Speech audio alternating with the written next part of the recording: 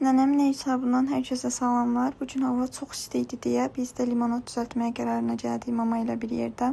Burada gördüyünüz kimi limon və portağallar yuyuram. Limonad üçün biz 3 ədəd limondan 2 ədəd portağaldan istifadə etdik. Mamamın da göstərdiyi kimi limon və portağalları rəndədən bu formada keçirdirik, ta ki ağ hissəsi görünənə qədər.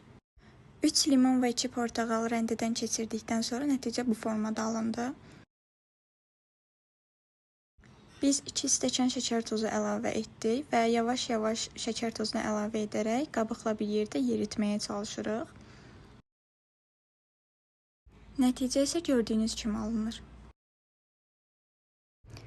Sonra isə limon və portağalların hər birini 2 yerə ayırdım və gördüyünüz bu aparat vasitəsilə suyunu maksimum dərəcədə sıxmağa çalışdım. Bizim sıxdığımız limon və portağal suyu biraz çox alındı deyə biz əlavə ikinci qabdan istifadə etdik. Burada göründüyü kimi nanələri, həyətdən dərdiyim nanələri qablara bərabər şəkildə əlavə edirəm. Sonra isə kənarda qalan bu qarışımı hər bir qaba uyğun olacaq miqdarda əlavə edirəm. Çəkilişlə bərabər çətin olduğu üçün anam burada mənə kömək edir.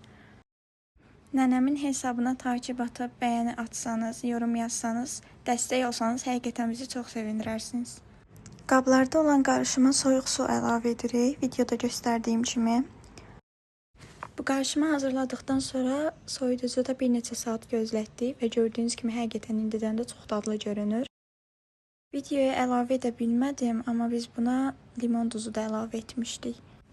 Limon duzunu çox böyük miqdarda əlavə etməyinizə ehtiyac yoxdur. Sadəcə bir qədər, yəni dad versin deyə əlavə etsəniz yaxşı olar. Bunu bizə nənəm məsləhət gördü. Dedi, qatsanız daha dadlı olacaq. Həqiqətən dediyi kimi oldu. Bu da atam da düzəltdiyimiz limonadın dadına baxır və reaksiyası möhtəşəm. Əllərinizə sağlıq.